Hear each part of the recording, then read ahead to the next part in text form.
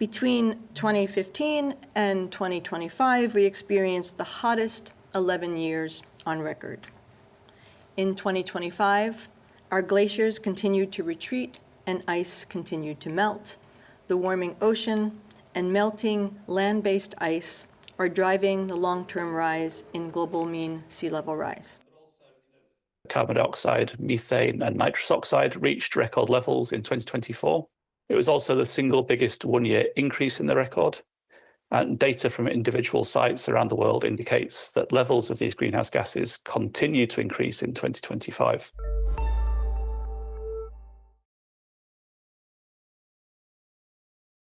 All right. Well, good morning, everyone, and welcome to Environmental Coffee House and Tony and Sandy today.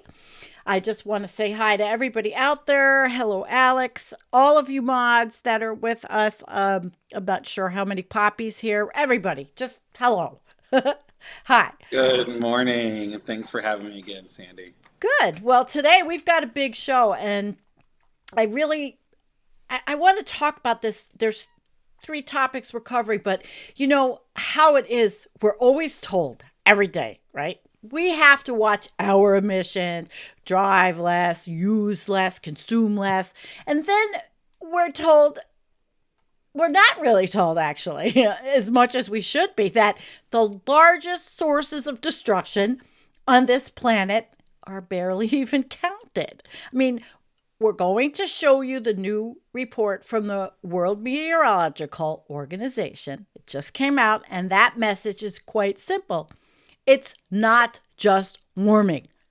The Earth is building energy. The oceans are soaking it up. The atmosphere is holding it. And once this heat is in the system, guys, it doesn't go away.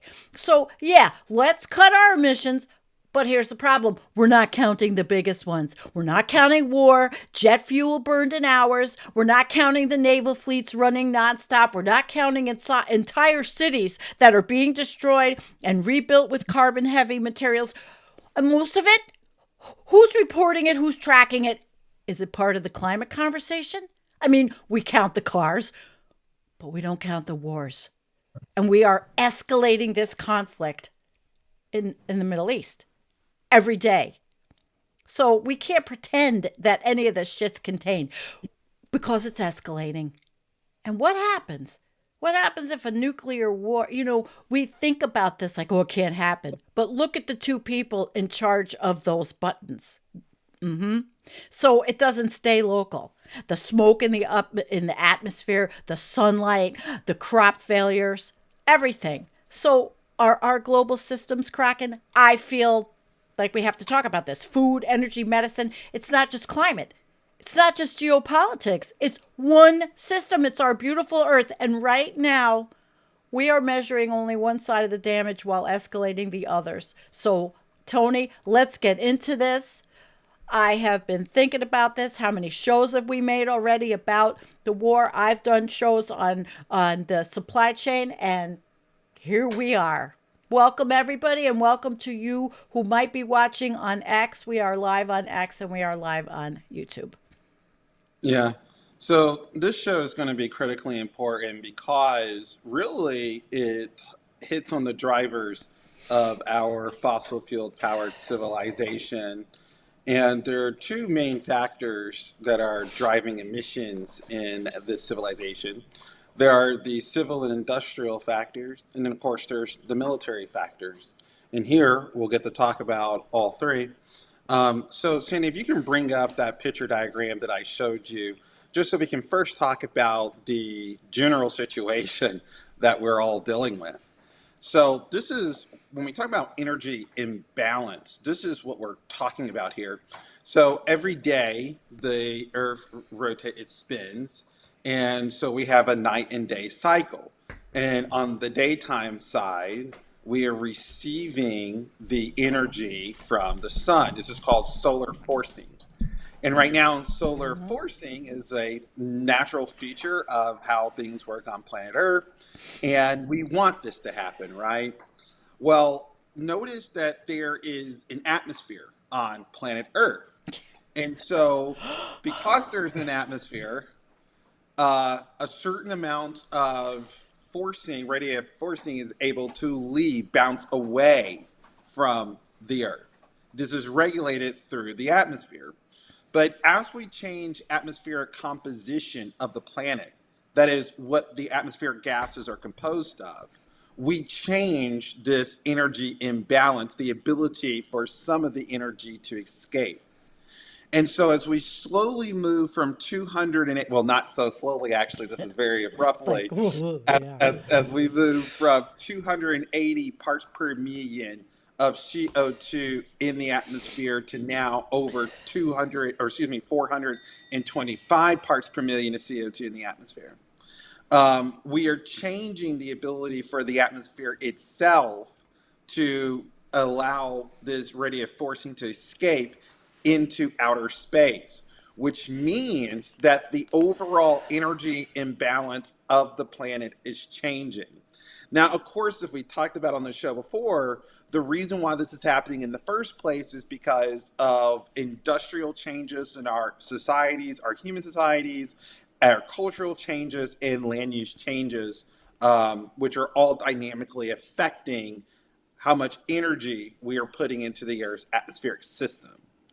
So we've talked about at length how burning gas, coal, and oil have contributed to this. And over the industrial age, roughly starting really from 1750 on to present, there's been an accumulation of CO2 and other greenhouse gases such as methane, nitrous oxide, and even increased amounts of water vapor because of the warming temperatures in the atmosphere. We've talked about this all at length. One thing that we're trying to in this show is focus on how war is an explosion of greenhouse gases outside of the everyday industrial activities we are all very used to and even participate in, like turning on your lights, like going to work, like eating, food that comes from industrial civilization, right? All these different factors. Well, right now we are seeing in real time, there's actually multiple conflict zones around the world, but the two that we're most preoccupied with is what's happening with the Ukraine and Russian war, and then also what's happening with Gaza and now Iran. Lebanon. Well, Lebanon, that's right. This is spreading, isn't it? So yeah, it's spreading. And so not just the theater in Lebanon, not just the theater in Gaza, but also the theater in Iran as well. And then, of course, the Gulf countries themselves, which have suffered significant attacks during all this. We'll talk about this. We'll talk about it. So what's happening is that, of course, in the background, we are emitting every day. But war itself is a accelerated moment of emission into the atmosphere. It's actually quite incredible. I had to look up the statistics on this, what's happening in the Ukraine war. But the Ukraine war, since 2022, when it first began, up until 26 now today, has released somewhere in the house about 311 million metric tons of carbon dioxide greenhouse equivalencies into the atmosphere. That's like a single year of France's emissions rates into the atmosphere. And this is just one war, okay? And so we're seeing this repeated in the Gaza Strip. We're seeing this now repeated in Iran. And actually, the statistics in Iran are much worse. In just the first 14 days of Operation Epic Fury or Epic Epstein, depending on how you want to think about this. Epstein Fury. Epstein Fury. In the first 14 days of this attack by the Israelis and the Americans, everyone's been talking about the dollar amount, how much the war costs per day. Very few people are talking about the emission amount. This has been about 5 billion metric tons of emissions already. So this is a huge amount of emission 5 million metric tons of emissions within the first 14 days of this war. So this is already a tremendous amount of emission. And of course, if we were to follow all the way through, we're talking about in 1 year's time, 130 million metric tons of emission if the war is to continue for a year's time. So you see that the emission toll is very, very high when we engage in war. And really, this is about the size of, a country like Sweden or Peru coming online and emitting for an entire year. That's the equivalency of these wartime emissions. Why are wartime emissions so high? Well, the reason is because, most people have never seen where an aircraft carrier looks like in life. People have never seen what a jet looks like and the sort of fuel that's expended when these vehicles are moving. The rocket emissions, the smoke and smolder from the damage that's caused when the detonation of these bombs go off, blowing up civilian areas or blowing up oil infrastructure. That's a huge one in the Gulf region, obviously. And then also the logistics, getting troops and supplies, moving all of this material is very, very expensive. It's very energy intense, and it causes a cascade of different emissions. And also remember, the sort of fuels that the military use are not the sort of fuels that we're used to in our vehicles, whether they be a truck or a car. These are jet fuels and these heavy diesels, and these things have to burn, and they're extremely dirty burning energy sources. They're high octane, and they need them in large quantity and supply at the ready for the entirety of the operation. And one quick thing that nobody ever thinks about, but when airliners have to circle, and a lot of times if they have to make an emergency landing, and this goes with the military too, if they're too heavy, they have to drop fuel. They have to literally drop it into the ocean. You know what that does? And the military's doing that. If they don't calculate exactly what they need, they've got to dump before they land on those aircraft carriers. Yeah. So there's a whole host of different reasons why during military operations we'll see an increase in emissions in these theaters. But the reason why this is so dangerous, excuse me, I'm sorry, my allergies. It's okay, me too. I've been kind of same. I try to hold it in. But the reason why we're going to continue to see emissions explode is because, as we talked about the escalation ladder before, we're going to see more attacks on infrastructure, more military operation in order to achieve these more aggressive feats. And so if the war continues to go on, we're going to see more attacks on energy infrastructure itself. We've already seen that early on in the war. With the Israelis attacking the Iranian oil fields, we see immense emissions, and not just emission, but extremely dangerous acid rain poisoning the land. And so there's a whole host of different environmental consequences when we go to war. And we're going to war, of course, at exactly the worst time. Exactly. According to the World Meteorological Organization, the last 10 years, of course, have been the hottest on record as a result of the energy imbalance that's already a result of our ongoing civilizational crisis with emitting greenhouse gases into the atmosphere. And so we really don't have the budget. We talked about this in the last decade, carbon budgets. We really don't have the carbon budget for war. Now, there are a lot of different impacts we're seeing around the world as this is a direct war affecting the access to energy supplies. Some 1/5 of oil energy supplies and gas energy supplies go through the Straits of Hormuz. And so the world has really been cut off from about 1/5 of all of its energy supplies. And the energy supplies in the Straits of Hormuz have been locked off. So countries have responded to this by, in part, in some theaters, reducing the amount of driving that is allowed by everyday citizenry. Yeah. There have been now pressures to move toward the electrification of vehicles in order to alleviate some of the need and demand for gas in certain countries. So there's a whole host of different policy responses that countries are having when they're looking at this crisis. So for me, it's interesting to see how countries are going to be responding. Is this going to be an opportunity for countries to look at the decrease in availability of oil and gas and the increase in cost as an opportunity to move toward renewable sources? I think that's a open-aired question. And I also think we do live at a time where we've seen amazing cost curves with wind, with solar power, Right.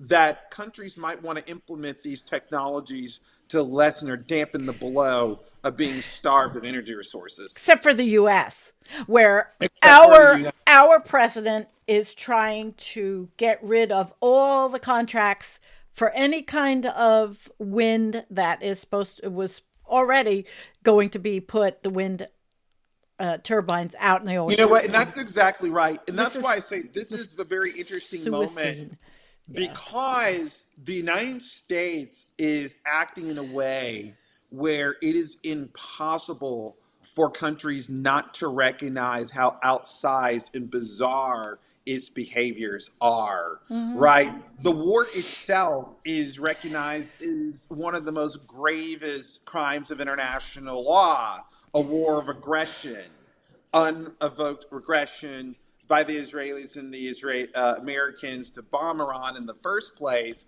But then also the world has to deal with the fact that the United States was just earlierly talking about bombing Greenland and bombing Canada.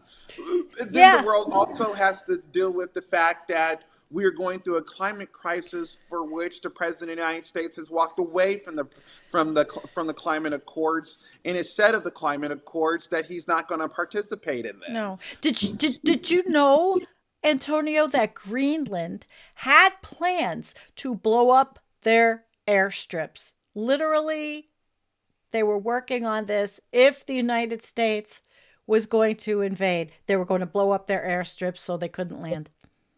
I don't think that's not fake news. That's from that was from and the Canadians. Denmark. The Canadians have been practicing war games, urban warfare, prepping for an American invasion. So what's happening is potentially a good thing in terms of international politics, and that is that the United States, which is refusing to come to terms with reality, is being increasingly isolated from the international community. Well, it's self-isolating, right? Countries really do have to prepare their own defenses. We saw, as you're talking about, in Greenland, we saw Norway, we saw the French, along with even Germans and Swedes, sending military personnel to Greenland in case of an American invasion. This is absolutely extraordinary. Insane. And the president himself has threatened the continuity of NATO over the Straits of Hormuz just recently. Oh no, it's the Strait of Trump. Didn't you know? So this sort of breakdown in the American imperial system is happening at the same time that we're seeing a breakdown of global fossil fueled industrial civilization. So these are big questions that we're asking ourselves. We don't have the carbon budget for war. We are in a war that seems to be spreading now across Gaza, a horrific genocide. And by the way, even in the rebuilding of Gaza, the amount of emissions that come with the clearing of the rubble and with the rebuilding of an entire urban infrastructure landscape is going to be enormous and even potentially higher than the destruction of the landscape itself. So this is something that we have to think about as we begin to spread these wars into Tehran, into the Gulf countries, into Lebanon, into Israel. that we really don't have the carbon budget for any of these activities at a time that warming, according to the World Meteorological Organization, is accelerating. Do you want to We are look at not the just report? facing, You want me to yes, pull up the I report? think this is a good time to look at the report. It's not just that we're facing a warming pattern, as we stated here many times before, but the warming itself is accelerating. And at a time that we ought to be engaged, and I've said this going back to the Age of Consequences by the Center for Strategic Studies, is that as the climate crisis continues, the conversation moves further and further away from reducing emissions and increasingly on reducing conflict or war and peace. So the State of the Global Climate 2025, I didn't know you had a slideshow, so this is cool. Yeah, it was the PDF. You didn't get my last minute note to download it. Okay. All right. Can you see enough? So we need your feedback, the summary. Okay, I feel like I'll be able to read. I can too. It's very small print for me. We can tag team. That's why I wanted you to. I thought you would download it, but I didn't. It was last minute. Guys, we work we try to work as much together, but of course I said this late. But this is they want the feedback. They want you to read this, and they go through the scope, the summary, the key indicators, and all. So what I thought was I can read this really quickly, and then we can go down and see what types of graphics. But this was an annual. The World Meteorological Organization does this every year, and they do. I was looking through all the videos, and they will provide an authoritative information on the state of the climate system by updating key observed climate indicators, presenting selected high-impact weather and climate events. Antonio, by the way, you could download this quickly on your computer if you want while I'm reading this, because I sent it. It's in your either on your, I don't know where it is. You can find it, but they select high-impact weather and climate events. It complements the work of the IPCC and the other institutions by delivering a timely, consolidated global assessment of the year's climate conditions. And by the way, friends, I've talked about the World Meteorological Association or organization quite a bit previously, because I think they are the premier, along with the UN first responders. I know I did a show on this because this is where you get your information. This is your go-to.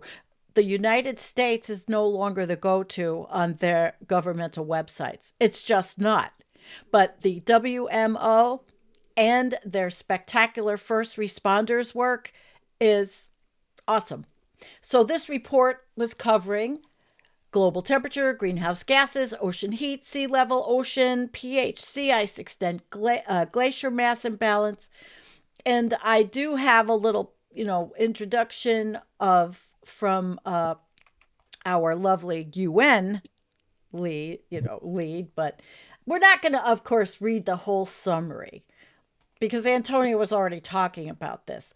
But we can go through the key indicators. And Tony, if you want to look at it, I don't know if you've got it yet. If you could see it. Yeah, I can't. I don't know why I can't find it. The PDF. Yeah. We just love doing lives. I'm going to send it to you again. Hang on. Okay. I think you'll be able to do this. Bear with us, friends. We're busy people. We try to get it together. Let me see, Tony. I'm going to send it to you in Messenger and see. Oh, wait a minute. I want to get the actual PDF. Why can't I give you the download? I'm sending you a link, but it's all right. Here's the link. Hang on, everybody. Don't leave. Okay. Don't leave. Because you didn't see it. If you can get this. All right. I sent you this download. Okay. So see if you can get it. And let me go on while we are doing that. We got it. Here we are. All right. Thank you. So while we're doing this, I will just finish up with what the scope was, and the scope was everything, pretty much. The scope of everything. I don't know what you saw in my messenger, but probably not much. Um, all the key indicators. And then they also talked about what happens, these things that happen in 2025, the global temperature, greenhouse gases, ocean heat, sea level, ocean pH, all of it. So, Tony, where would you like me to go now that you have it pulled up? Okay. So I think focusing just on the summary is a really good idea for people. All right. So I'm looking at it on my screen, Good. and we're just okay. So a big part about the summary here: the temperature of the Earth changes in response to the rate at which the energy enters. This was the diagram that I was showing in the beginning. What it looks like: the energy obviously coming from the sun, going through the atmosphere, and having the ability to reflect away from the Earth or not. So obviously increasing concentrations of greenhouse gases in the atmosphere, such as carbon dioxide, methane, nitrous oxide, the three that I mentioned, all of which were reached their highest level in the last 800,000 years, and that was in 2024, the last year for which the consolidated global figures were produced. Reduced the rate at which the energy leaves the system. This imbalance, the Earth's energy imbalance, a new indicator in the year's reports, leads to an accumulation of excess energy. So essentially, again, all that's stating is as we increase carbon dioxide and other greenhouse gases into the atmosphere, we are reducing the ability for the Earth to allow some of this energy to radiate away and out into outer space. Mm-hmm. One of the longest observational records of the climate is that the global mean near surface temperature. The past 3 years are the 3 warmest years in the last 176 years, combined land-ocean observational record. The year 2025 is the second or third warmest year, depending on the data set used, slightly cooler than the record warm year of 2024, due in part to the transition from El Nino at the start of 2024 and to La Nina in 2025. The warming seen at the surface and throughout the troposphere represents just 1% of the excess energy trapped by greenhouse gases, which is absolutely extraordinary. The vast majority of excess energy, around 91%, has been absorbed by the ocean and in form of heat. The ocean heat content reached a new record in 2025, reflecting the continued increase in energy. Another 3% of excess energy warms and melts ice. And there was just papers released earlier in the month talking about how a lot of American scientists had actually underestimated the rate of sea level rise, obviously as a direct consequence of the energy imbalance in the atmosphere. Mm-hmm. In a global set of references glaciers with long-term measurements, 8 of the 10 most negative annual glaciers mass balances since 1950 have all occurred since 2016. Let me read that again. 8 of the 10 most negative annual glacier mass balances since 1950 have occurred since 2016. Okay? So we are really moving into uncharted territory. The ice sheets on Antarctica and Greenland have both lost significant mass since the satellite record began. The extent of the sea ice in the Arctic has decreased in all seasons since the satellite measurements began in '79, and the annual maximum extent in 2025 was the lowest or second lowest in the observed records, which is incredible given what happened in 2012. Still, sea ice extent around Antarctica showed a small long-term increase until 2015, but since then, extents throughout the annual cycle have dropped considerably. And the past 4 years have seen 4 lowest Antarctic sea ice minima on record. The warming ocean and melting ice on land from glaciers and ice sheets have both contributed to a long-term rise in the global mean sea level. And of course, this is something that me and Sandy have talked about throughout the show, that oftentimes the Intergovernmental Panel on Climate Change would underestimate the amount of sea level rise. Yep. And what the National Oceanic and Atmospheric Administration had shown going all the way back to 2016 is that we were going to receive anywhere in the house between 2.5 to almost 4 times as much sea level rise than was predicted originally by the Intergovernmental Panel on Climate Change, dating back to 2007 and in 2015. 2013. Anyhow, the rate of global sea level rise has increased since satellite measurements began in 1993. The remaining 5% of excess energy is stored in the continents, and we talked about this too, how the interior of large continents is warming faster than the global average. The temperature of the land masses, thereby affecting terrestrial processes. As well as absorbing the majority of the energy trapped by increased concentrations of greenhouse gases, the ocean has also absorbed around 29%, or about 30%, of anthropogenic emissions of carbon dioxide in the past decade. Again, quite astounding. While this helps to buffer the effects of climate change, it also alters, obviously, the chemical composition of the ocean water, reducing the pH balance in the process known as ocean acidification. Again, another process that we talked about ongoing here on this show. These rapid, large-scale changes in the Earth system have cascading impacts on human and natural systems, contributing to food insecurity and displacement, where hazards intersect with high vulnerability and limited adaptive capacities, all at the same time that these wars are attacking some of the most vulnerable aspects of our ecology and also human system. I mean, that's just what this is, an attack on the energy infrastructure of the planet, of our civilization, at the same time that we are completely out of budget for this to be happening. So the report here, the summary, is very important to understand exactly what is going on. And if you'll just go down to the key indicators, the atmospheric carbon dioxide, talk a little bit about figure 1.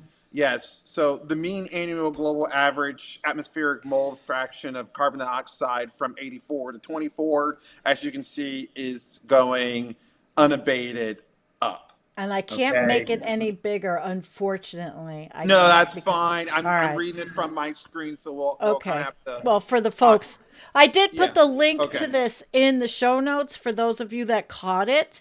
So you may be able to open it up if you have the means to do that. Yes. So just a little bit here. The increase in 2024 was the largest annual increase in CO2 concentration since the modern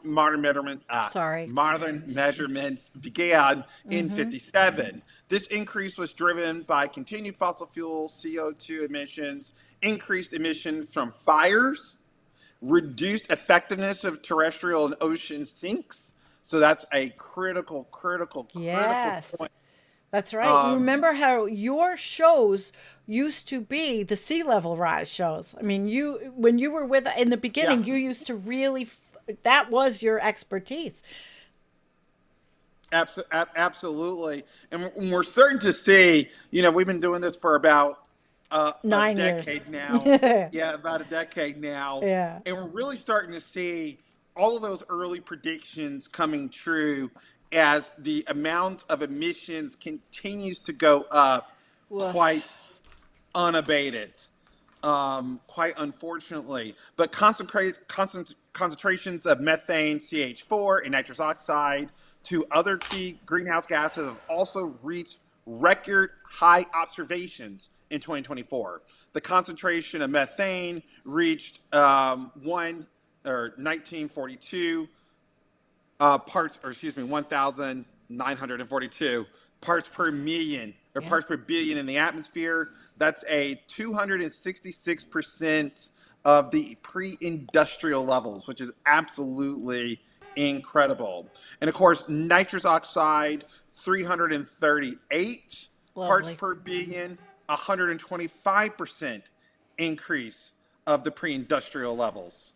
So this is real-time data, ladies and gentlemen. These are extraordinary levels of changes in the composition of the Earth's atmosphere. And the energy imbalance that is the result of this is beginning to manifest itself in increased global average temperature. And so we can see that the science here is on base. It is Yep. correct. Okay. Okay. Next, where would you like me to go? So we can talk on just the very next page and indicators and background. So there's a very helpful chart here. And This one? again, Sandy, Yeah. I got to flip back to where you are to see what. Yes. Okay. Okay. And then let me flip back. All right.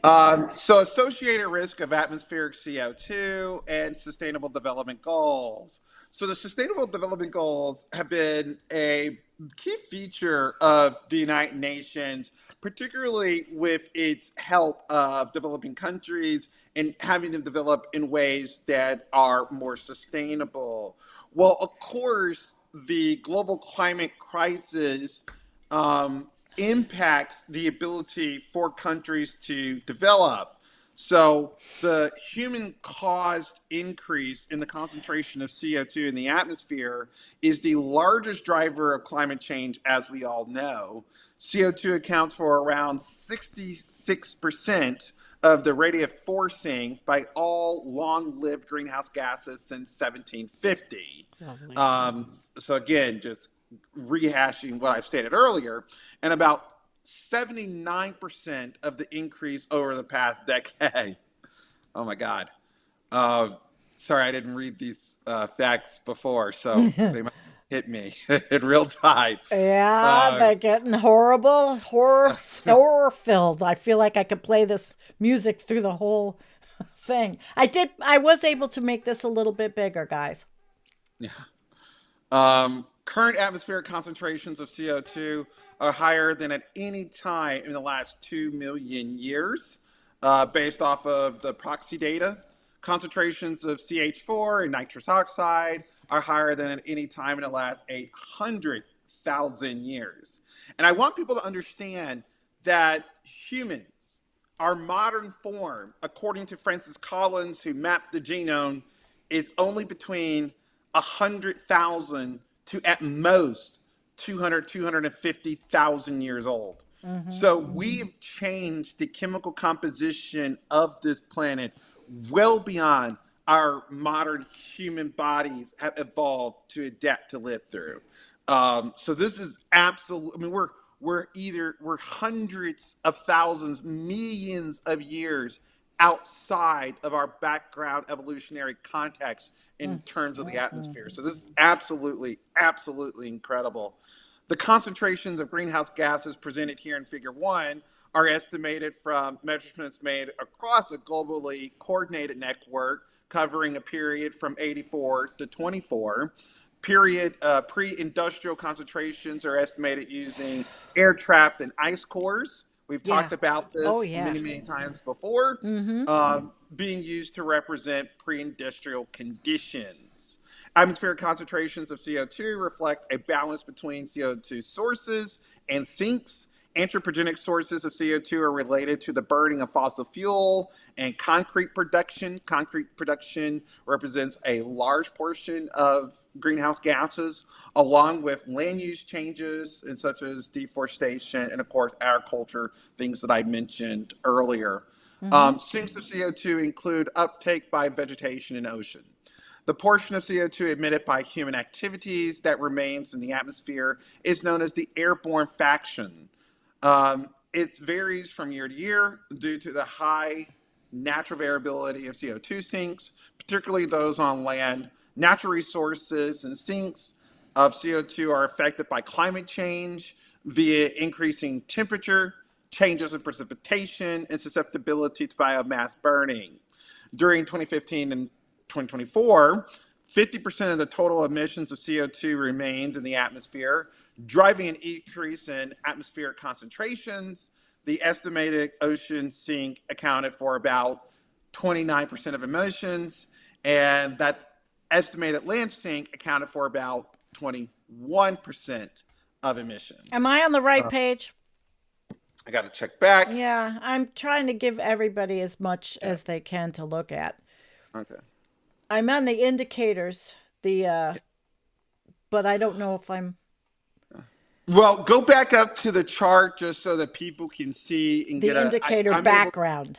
Yeah, go to the global mean near surface temperature chart, figure 2. And so people can really see this is not just, we have these conversations in the United States. Oh, the Democrats think this about climate change. This is a whole host of different climate models of the temperature data. So this is not just what the Democrats think. This is data sets from around the world, and these are data sets from some of the most premier scientific institutions in the United States. Unfortunately, we've had so many scientists leave the governmental organizations that it's mind-numbing. Yes, because we are living in the anti-science era. I call it the suicide. I mean, well, and I've said this before, Sandy. How many times have I said it on the show that exactly the institution that we would need most critically to help us, we have taken, we are destroying them, we're undermining them, we're supplanting them, they've fallen into disrepair, disarray, and attack. So it is interesting, but we still have to report the facts as we know them. Yep. So this is, we can keep on looking through this. We can get down to the ocean heat indicator. So the graph there is absolutely amazing. Figure 3, annual global ocean heat content down 2,000 meter depth for a period of 1960 to 25 in zettajoules. And of course, our friend, Jim Massa. If it's thunder, please go watch his show. And he could tell you all about the changing dynamics of the ocean and really the horrific cascade of disasters and climate effects that has for us. Quite a bit even more serious than what's happening in the atmosphere. But nonetheless, we'll continue to have it here. The latest Intergovernmental Panel on Climate Change ISC report concluded that it was virtually certain that ocean heat content had increased since 1970s, and that extremely likely that the main driver was human influence. Based on the data sets used here, ocean data or ocean heat content increased at a rate of 5.8 to 0.5 zettajoules per year, averaged over an area of the ocean from 1971 to 2025, which is consistent with the IPCC reporting. Over the period 1970 and 1925, the deep ocean, that is 2,000 to 6,000 meters, warmed at a rate of 1 to 0.2 zettajoules a year. So we're really talking about every aspect of the atmosphere and the deepest depths of our ocean have now been impacted by our global warming from industrial civilization. And at massive scale, it's really hard to comprehend the scale of change to both the atmospheric and the ocean system by human industrial civilization. I know, Tony. It is. And we humanity or those of us that understand, we're constantly thinking, okay, well, what can be done? What can be done? And like I started out with in the show talking about, we're always asked to lower our emissions, we'll go to electric cars, whatever. What can be done when we are fighting this big of an overwhelming catastrophe? And it sounds like a doomer. but yeah. Well, this is, and I want people to know this is not some, rig rag, internet blog. This is the World No. Meteorological Report. This is a very, very, very conservative report. Very conservative data. I mean, the data is shocking, conservative as it may be. But we have to continue to report the facts here. We want people to understand the dynamic of the situation that we face. We want them to understand that when it comes to war and peace, and we want them to understand that when it comes to the vulnerability of the entirety of the biospheric system. We'll continue to press on here. The rate of ocean warming reveals how rapidly the Earth system is trapping surplus energy in the form of heat from climate forcing. Around 5% of the surplus energy is warming the land. 1% is warming the atmosphere, and 3% is melting the cryosphere. Yep. However, the majority, around some 90%, goes into the warming of the oceans.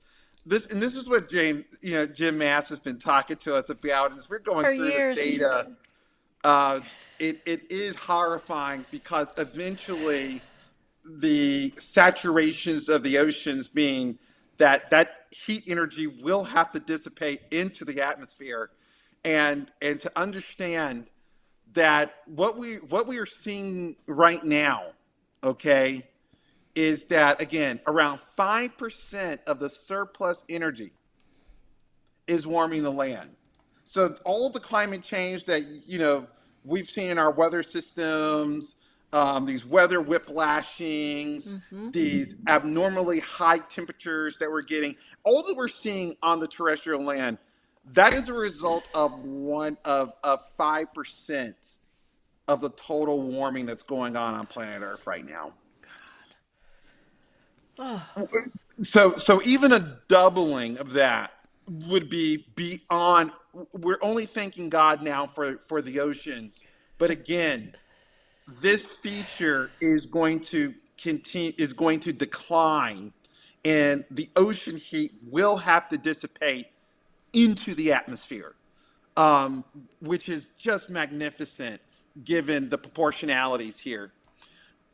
1% of the warming has been dedicated to the atmosphere, 3% to the cryosphere. And again, however, the majority of warming, some 91%, goes into warming the ocean. Changes in the ocean heat content are therefore a key indicator of climate change. The integration of the ocean temperature from the surface to the depth of 2,000 meters provides a measure of the ocean heat content. Ocean temperatures have been measured by research ships for over a century, Right. but observations are too sparse to form a global average before around 1960. Again, devastating. We talked about baselines being ineffective, the 1920 baseline, the 1880 baseline. But because people have to understand, we just began our technological development on this planet. And so we can't have useful records to go back beyond a certain period.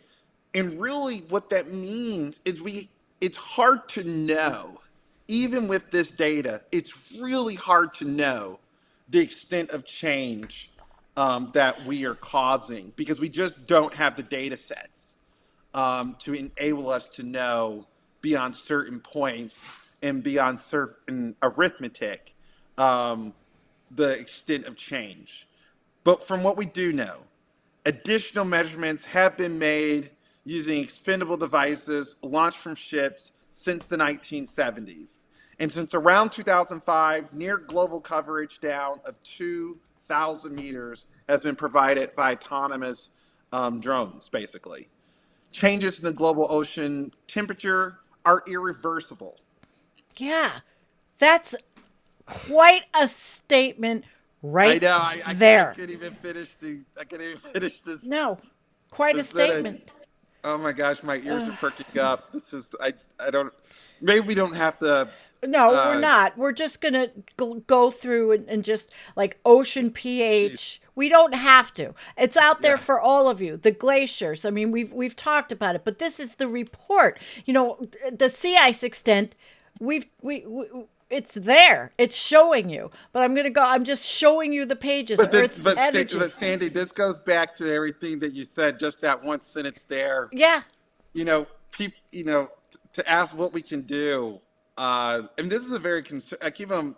This is a very conservative report, and these are devastating findings, because so much change has occurred, and again, irreversible on centennial and millennial timescale. So that is for the rest of our species, for the rest of the time that we will be here on planet Earth, into hundreds, thousands. And again, I think that's quite conservative. The scale changes that we've seen go well beyond the time scale of hundreds or thousands of years. I mean, these are the type of geological changes in the atmosphere and the ocean that are really hundreds of thousands of years in time scales, not centuries or a few thousand years. But even here, just absolutely incredible. But we can continue to move on. Are you at figure 4? Do you see Where do figure you want me 4? to go? Okay. This is the global mean surface level. Okay, because I know you already did I'm at energy imbalance, so I'll go Oh, back. okay. I'll go back to what? Am I going forward? Where are you? Where are you? You know what? Let's skip that and go down to figure 6 at glacier mass Okay, balance. let's go to glacier mass. I That's was. page 16. Yep, I'm here. Okay. So a little bit about what's happening with the glaciers. As stated, about 3% of the energy imbalance, the heat, the warming is being focused into the cryosphere. That's very important because, of course, the stability of the cryosphere has a lot to do directly with ocean sea level rise around the world.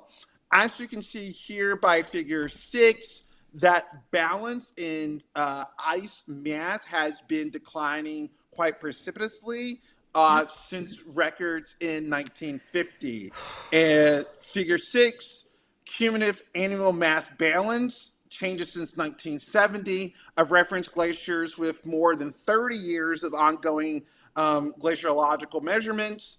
Annual mass change values are expressed in meters water equivalency, with corresponds to tons per square meter, 1,000 kilograms meter squared.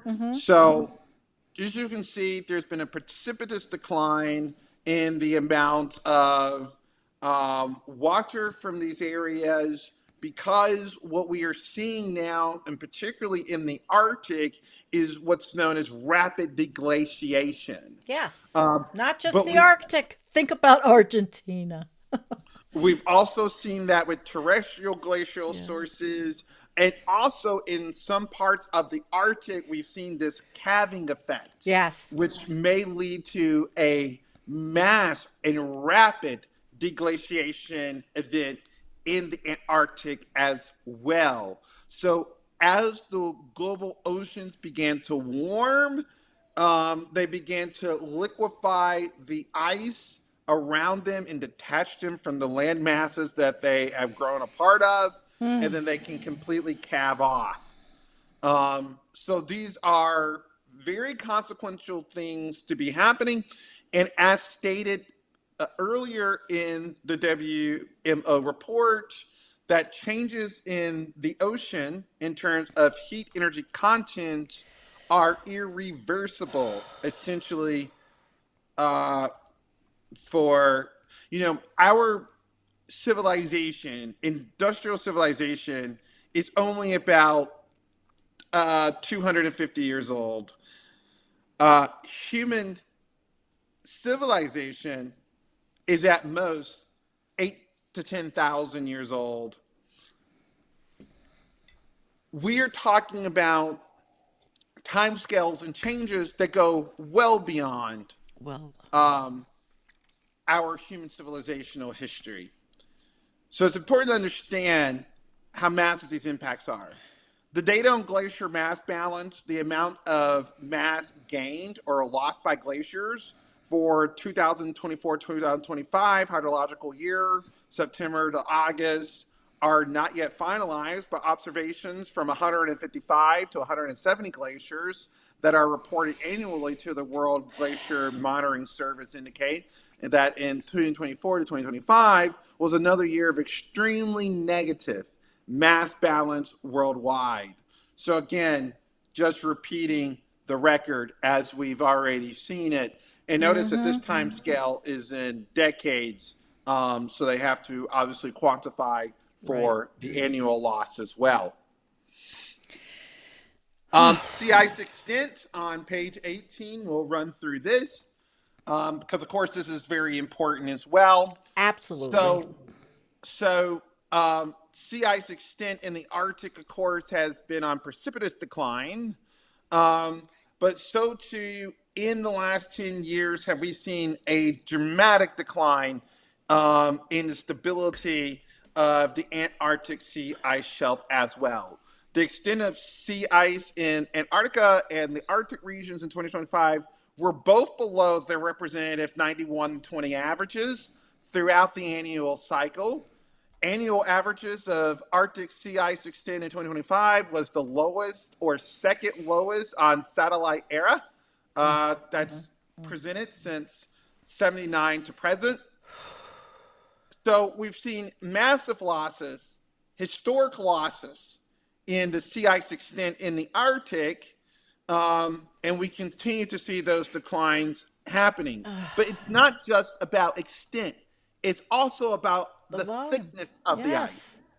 And so we're seeing declines in both the extent, but also the thickness of the ice, which is making the ice, of course, more vulnerable. It's a deep breath time. And how many years have we talked about the sea ice?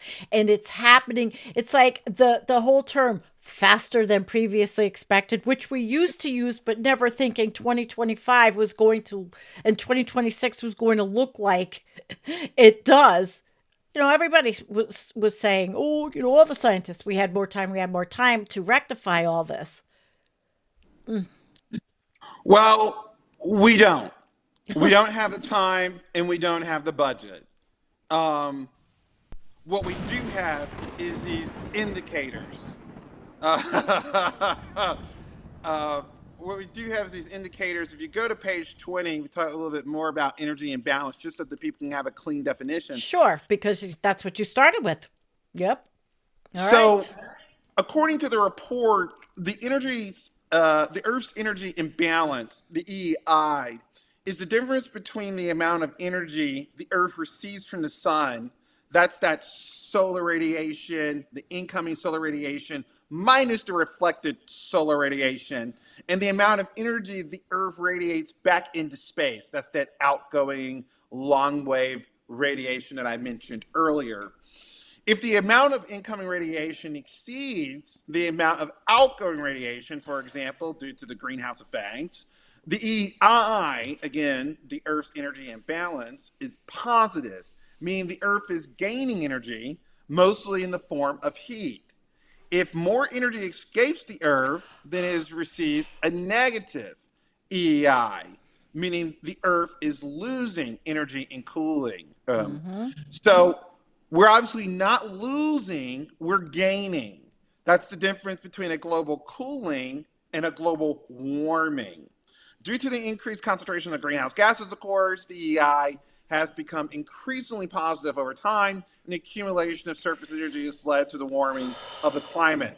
Approximately 91% of the surface surplus energy has been absorbed by the oceans themselves, 5% by the continents, 3% by the cryosphere, and 1% by the atmosphere, as beautifully illustrated in Figure 8. But it's always the oceans.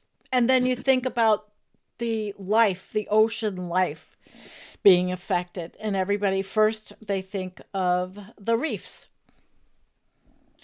Yes, and that's another story, an untold story here. I mean, the reefs are on, they're in hospice. Oh, yeah. Yeah, we have lost the global reef. They're done. There's no way to stop. They're done. Because the energy is going to continue to overwhelm them. And they're already at such delicate thresholds already. There just isn't a way to keep them around. And that will cause a cascade in the food network systems, the food web systems of the oceans. And that would have absolutely devastating effect on Earth's biome systems in our oceans. But what have you? Continuing on, page 21. So in 2025, the observed Earth energy imbalance reached the highest level since observational records began in 1960. In 1960, the heat has been accumulating in the Earth system, in the ocean, atmosphere, land, and in the frozen regions of the planet, driven by growing imbalance in the Earth's energy budget. As I stated before, Big we stuff. don't have the budget. Nope. As a result of the growing imbalance, the total amount of heat stored on Earth is not just increasing, but accelerating. So it is not good. The rate of increase of the EEI, as estimated from the ocean heat content, was about 0.13 to 0.03. I don't know what the W stands for there. You'll have to give me watts per meter squared. That can't be watts. Where is it? Yeah, it could be. No, I don't think Wait. so. All right. Who knows? Jim, you can help us out, and you can I light don't us know up if in he's the watching comments. us. Is he here? If he is, you can light us up in the comments. All right, just a minute. I'm looking. So I'm gonna leave that for Jim to discuss. Okay, the effects of the El Nino, the Southern Oscillation System. It is. It's watts per square meter, and it's a unit of measurement for radiant flux density or power per unit area. It's commonly used in physics to quantify the intensity of radiant phenomena, such as solar energy reaching the Earth's surface. I thought it was. Okay. So it's the rate. It's really the rate of energy transfer per unit area. So that's why it's called watts per square meter. I'm not going to show the whole thing, but that's what it is. We'll leave. We won't step into Jim's wheelhouse with that. So let's skip down to page 24. We do just want to give a general overview of what's been happening. Right, because we are not Jim. No, we're not. But that's why he's an excellent and very valuable member of our team. Yes. What have you. But changes in temperature, changes in precipitation have been occurring as global climate change has been going on. Figure 12 shows annual average temperature anomalies for 2025 relative to the 1991 to 2020 average, which is, that's not the averages, obviously, that we use, but we showed you the NASA Goddard Institute of Space Studies temperature anomaly map. That's the very same map they're using here, except they're just using a higher baseline, 91 to 2020. Typically on this map, I use the 1900 to 1920 baseline, which gives you a pretty good indication of the sort of temperature anomaly. But even here, I mean, just the 1920 to 1991 to 1920 baseline, you can see there's been significant warming for year 25. Significant warming, my goodness. So as we continue to go through, I think that's all I can have to say for the report. People can look at the report themselves and dive deeper into the data and get a better sense of it for themselves. But we just wanted to do an overview of some of the headline findings in the data so that people might get a sense of exactly what the report is asking, what the report is saying. So yes. All right. then we can segue. Now, I could segue into the nuclear effects of if something happens, or we can talk about we've talked about the amount of CO2 in the beginning with the war. So let me know what you want, because I have a little video clip set up. And if you let's talk about the nuclear issue, and then all right, we can kind of start wrapping it up. Yeah, let me play this little video, and we can then hang on, friends. I will get this up in 1 second.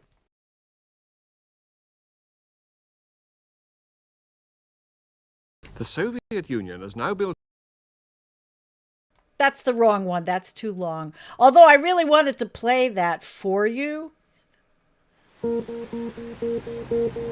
on top of that truck. That's a nuclear warhead. We're going to show you what would happen if even just one tactical nuke was used today. This scenario is not fiction. This story is precise, derived from interviews with military officials and nuclear scientists who say we're speeding towards the next nuclear arms race.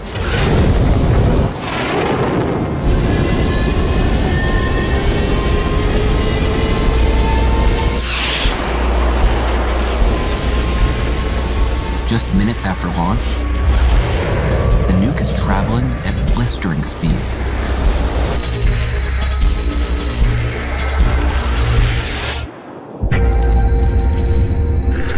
Within a millisecond of detonation, the weapon's plutonium core converts into ionized gas and electromagnetic waves. Everyone in range is briefly blinded. Then comes the roar of 9,000 tons of TNT. Almost instantaneously, a massive fireball blooms. It's hotter than the surface of the sun. On the ground, nearly everything flammable ignites. For miles, the inferno rages, consuming so much oxygen that anyone nearby suffocates.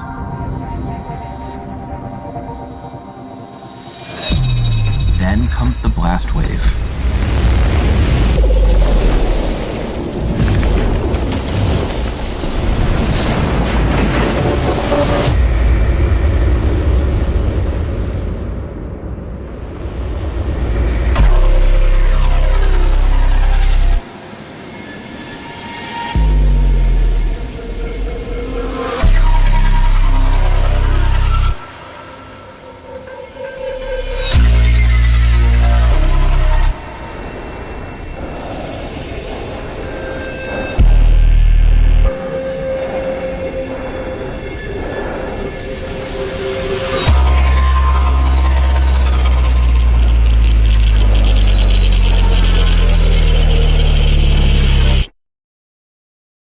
Then, darkness. Taking a breath is difficult. What still lives spits out mouthfuls of dust and glass fragments, only to breathe in more. No help is on the way. Medical workers in the immediate area are dead or injured. It will be days before outside rescue workers can venture safely into the affected areas. Then, radiation sickness. Nausea, vomiting, and diarrhea. Days or weeks after exposure, people who look fine suddenly lose chunks of hair, become anemic and weak, and begin bleeding internally. Their immune systems start to fail, making them helpless against the infectious diseases that have begun to spread. Dysentery, typhoid, cholera. The debris, along with the soot from the raging fires, begins to settle back to Earth. Thick black water droplets, laced with radioactive material, fall from the sky, staining nearly everything they touch. The immediate toll of this one warhead, thousands dead, exponentially more wounded. damage to the ecosystem will linger for years as radiation passes through the food chain. A single missile.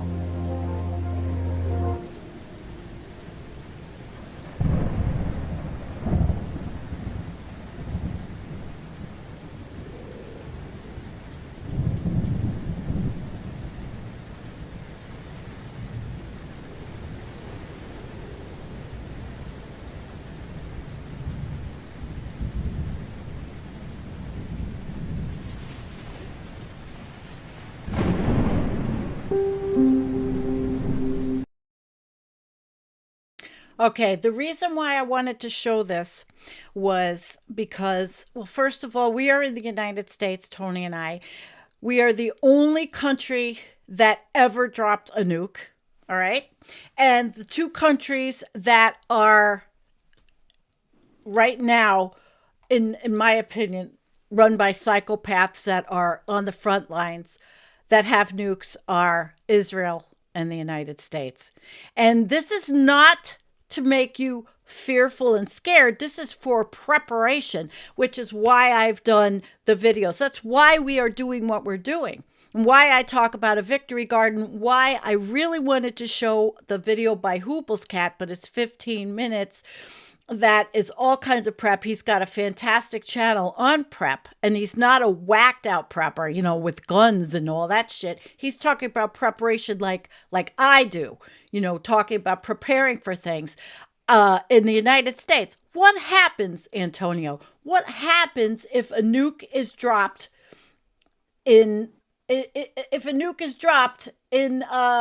Middle East? What happens?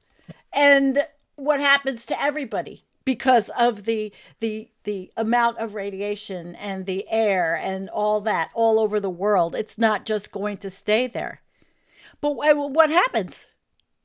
Well, this show certainly hit a lot of heavy topics today, and certainly the nuclear one being a very heavy topic.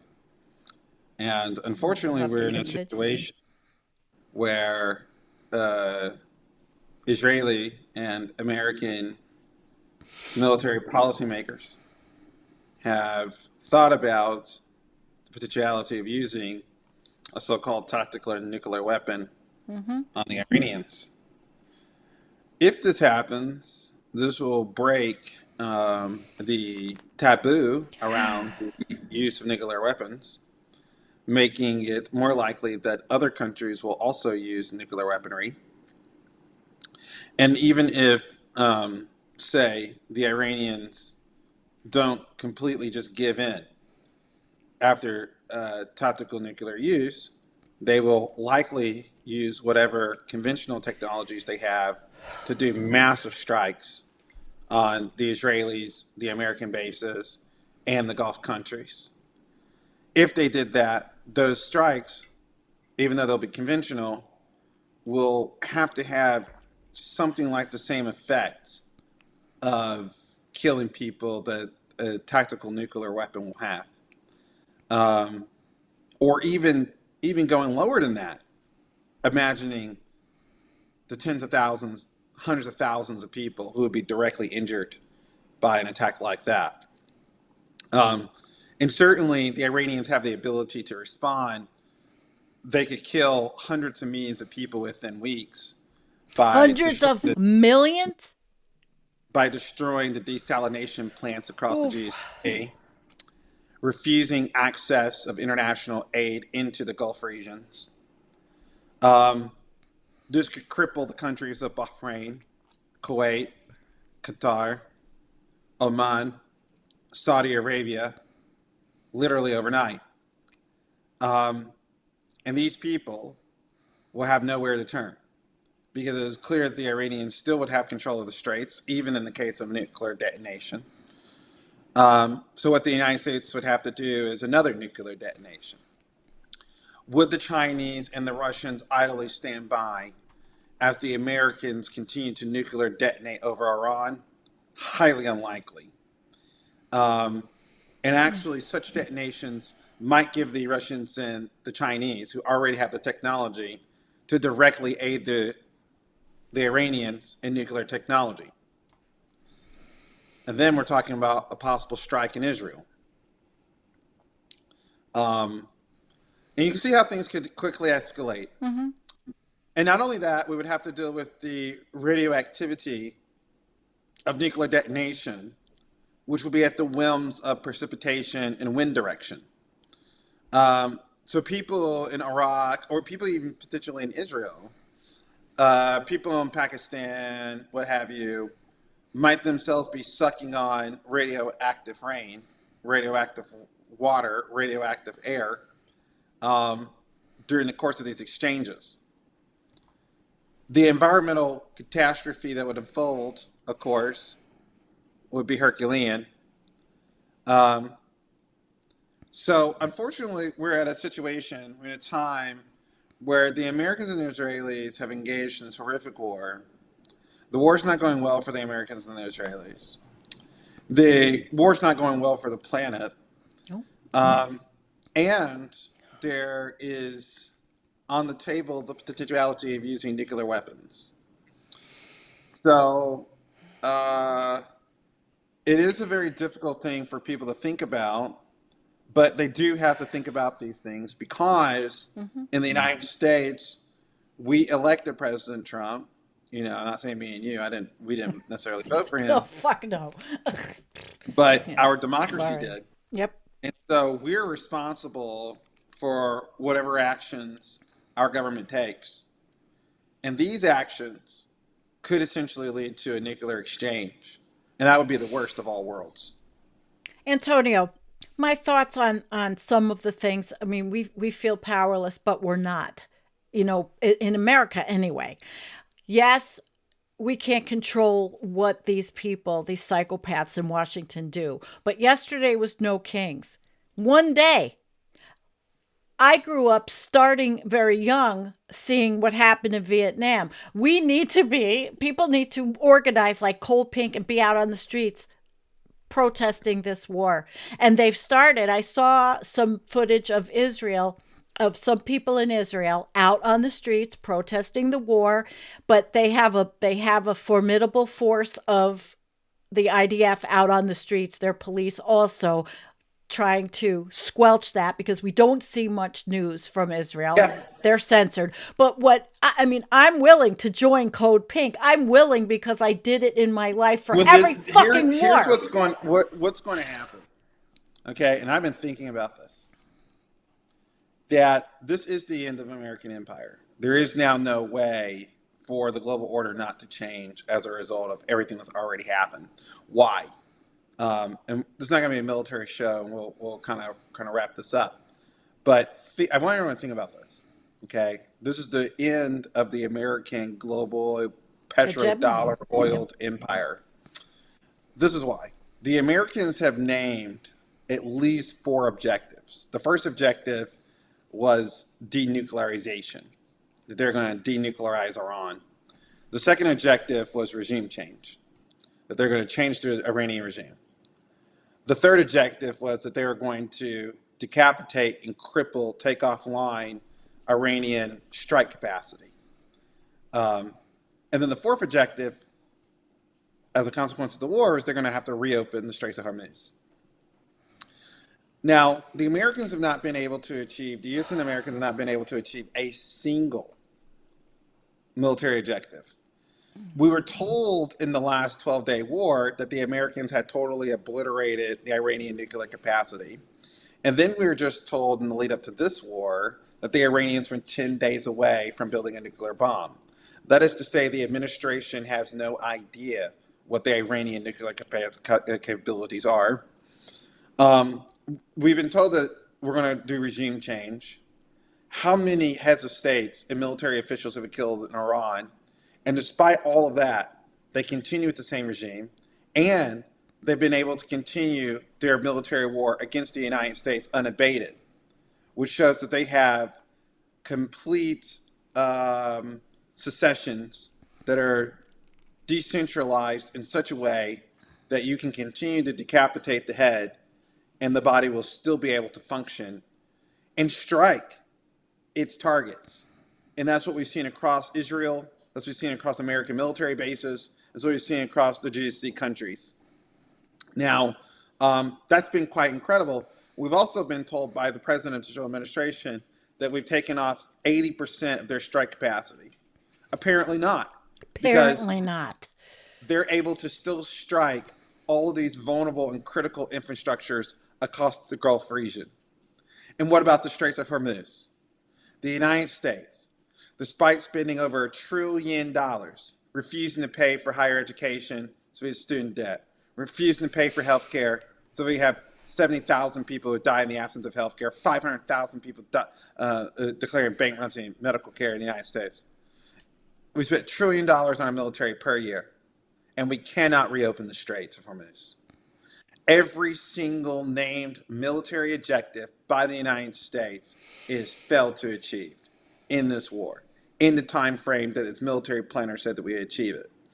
Not only this, if we are to achieve any of these military objectives, we have to escalate up the ladder. If we escalate up the ladder, it means ground troops. If we send ground troops... I'm terrified. I'm terrified. If we send ground troops, it will have to be an overwhelming force of hundreds of thousands We don't have it. of U.S. personnel. Right. And by the tens of thousands, they will come back home in flag-draped coffins. So this is not a war that we can win without it being the most gruesome, bloodshed of dirtiest of wars. And if we pull away now, we lose defeat. And if we lose in defeat, we'll show the entirety of the world that the United States military is paper mache. That despite our military spending, despite our aircraft carriers, despite our Raptor 22 jets, the Hornets, all of that, that we cannot achieve military objectives, even against a mid-tier military force like Iran. And so the whole idea that the United States military is the military that will keep sea lanes open, that the United States military is the military that's going to police the world, all of this unravels, and with it, American hegemony. And the Iranians are effectively destroying the American empire. And no matter really how this ends, it is the end of the American century. Yep. It is the end of the post-war consensus. Have you seen the latest Chris Hedges video about this? I've not. Oh, I've not. it's unreal. I'm Yeah. about to say he's the guy that would be pioneering through a lot of this. He is. But yes, absolutely. Oh and that's my what God. Americans have to. Everything that you're doing today, in the next 5 to 10 years, our lives, no matter what happens for the rest of our history, are going to drastically change as a consequence of this war. Because unlike in Iraq and Afghanistan, we got to show our might. We decapitated. We changed the country for the better for worse. It's a shit, whatever. But with Iran, every single military objective we've named, we have failed to achieve. And So don't much so. don't forget, wait real quick, the meme wars. They're literally making memes to make fun of Donald Trump. And they're Because winning the American meme war. administration is on the international phone trying to talk with the Iranians, and the Iranians have no interest in talking with them. And what this also shows defensively, right? The GCC countries got into these negotiations with the Americans because part of the deal is, okay, we'll give you access to our energy infrastructure. We'll give you access to our energy markets. We'll normalize you in the international arena, what have you. And what is supposed to happen, in turn, the Americans are supposed to protect the GCC countries, right? But what this has shown is the Americans cannot protect their partners. It is not true that just because you have American ships off your shores, that just because you have American bases in your country, it is not true that the American military can save you. In fact, those troops that were stationed at those bases are now all remote, working in hotels, fleeing their bases in fear. Some of them have died. I mean, so that whole facade that the American military system was going to guarantee a certain way of life, a certain order, a certain political outcome, all of that's a lie. All of that's gone. All of that's done. And we don't even know, Antonio. We don't even know the truth.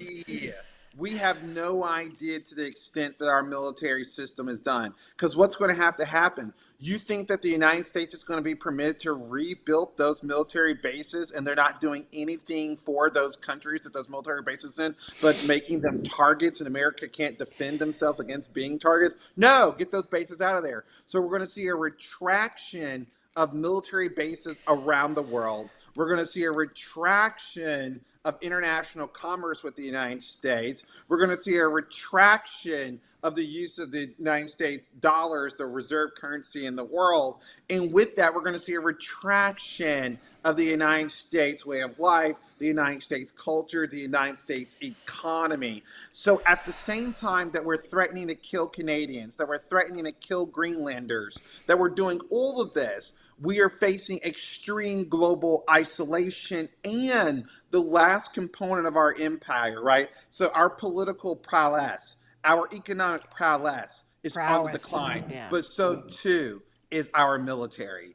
And that's the last faction that holds up our global empire. And what people are seeing is the United States could spend $2 trillion on its military, and look how it's being handled by an economy. What, Iran spends $10 billion on their military a year, not even 1% of U.S. spending. And so it's really devastating what's being, the emperor has no clothes. The emperor has no robe. The empire is disrobed, is naked, it's embarrassing.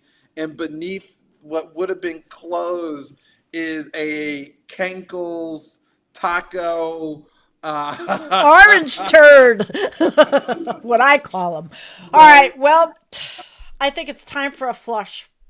All right, guys, and then I want to say, because we need to decompress. We've talked about a lot of heavy things, and we need to take our decompression. And by the way, I want to tell you guys that we will be having let me see what date. Friday the 3rd, Dr. Carolyn Baker will be with us to talk about how to cope, how to deal, mechanisms we need. She is a psychotherapist. She is the grande dame of our community. She will be with us. We need it. I hope everybody comes for this. You guys want to flush human nature. All right, I think it sounds as good as any.